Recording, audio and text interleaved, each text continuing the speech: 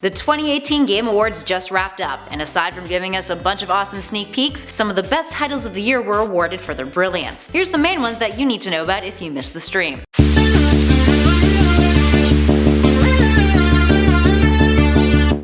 The Game of the Year award went to God of War. It was a well-deserved win for a title that rejuvenated the entire franchise. Best Game Direction also went to God of War's Cory Barlog from Santa Monica. God of War also won Best Action Adventure. Next up, we have the Best Narrative Game, which was won by Rockstar's Red Dead Redemption 2, which beat out God of War, Detroit Become Human, Life is Strange 2, Episode 1, and Marvel's Spider-Man. Best Performance went to Roger Clark for Arthur Morgan in Red Dead Redemption 2. Next up, Red Dead Redemption won again. Best Score Music. Moving on to Best Independent Game. That was taken home by Celeste, the only other indie game to be nominated in Game of the Year. It also won the Games for Impact award. The Best Role-Playing Game went to Monster Hunter World, who promised a lot of great news in the next upcoming days, so fans of the game, keep your eyes and ears peeled. The Best Sports Racing Game went to Forza Horizon 4. Next up, we have the Best Ongoing Game, which was none other than Fortnite. Fortnite also won the award for Best Multiplayer. Who else won? Well, Best Audio Design went to Red Dead Redemption 2. Best Art Direction went to Return of the Opera Den. Best Mobile Game was awarded to Florence. The Best VR AR Game went to Astrobot Rescue Mission. Best Action Game was Dead Cells. Best Debut Indie Game was The Messenger. Best Fighting Game was Dragon Ball FighterZ. Best Family Game was Overcooked 2. Next up,